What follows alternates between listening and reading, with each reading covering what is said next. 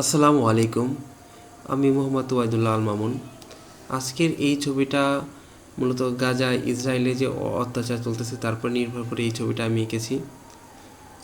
প্রথমত এই ছবি এই কারণেই আঁকা, আমরা তো গাজাবাসী ভাইদের জন্য এত দূর থেকে তেমন কিছু করতে পারবো না।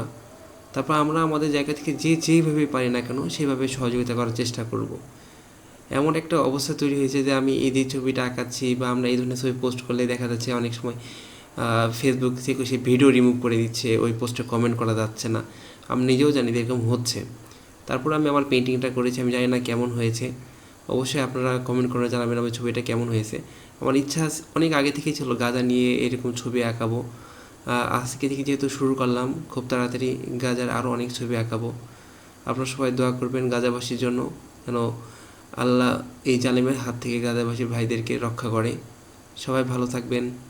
আসসালামু আলাইকুম ওয়া রাহমাতুল্লাহি ওয়া বারাকাতুহু।